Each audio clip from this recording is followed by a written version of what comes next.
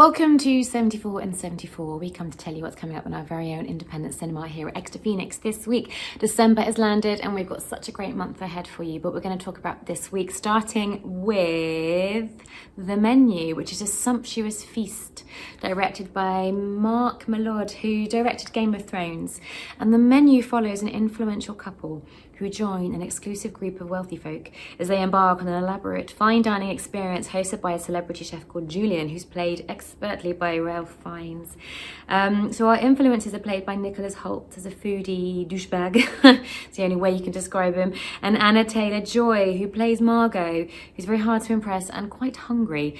And it's a slightly off-piste character than we've seen her play before, tapping into the themes explored in films like Triangle of Sadness and Flux Gourmet. The Menu frames the 1% as a slightly grotesque collection, kind of associated with excess and privilege and far removed from the natural. It's really well played, this thriller, and it's got a great dollop of humour landing right on top.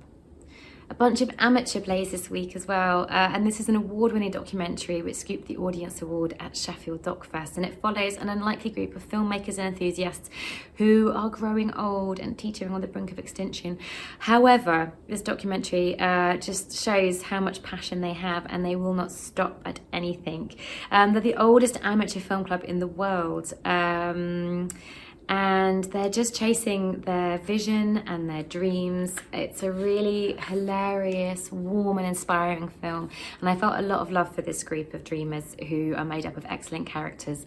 I can see myself becoming one of them one day. It's well worth a watch. After Sun is one of the most beautiful films of the year, and we're screening this from Friday as well. So this film is built upon nostalgia, and it's full of remarkable performances. After Sun taps into a sensory experience, and it takes you through many layers of memories as we follow 11-year-old Sophie and her young single dad Callum on holiday to Turkey. We can see it's a rare treat for Sophie, who clearly doesn't spend much time with her dad, played by the wonderful Paul Mescal. And After Sun is as much about Sophie as it is about her dad. And it's been one of the most talked about films this year, and it's really easy to see why. As cracks appear in Callum's facade, we witness how hard he is trying to give Sophie a perfect holiday. And Sophie plays along. You'll laugh, you might cry, you'll definitely want to get your hair braided and dig out your old mini DV camera. It's a deeply affecting film, and I highly recommend you check this one out. And finally, we host the first of our monthly screenings with Exeter's Kurdish community. So starting with Zer, a documentary straight out of the London Kurdish Film Festival, which follows a young man from New York, kind of connecting with his Kurdish roots after being inspired by hidden memories of his grandma.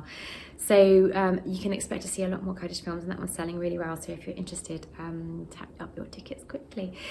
Screening times and more available online. See you next week.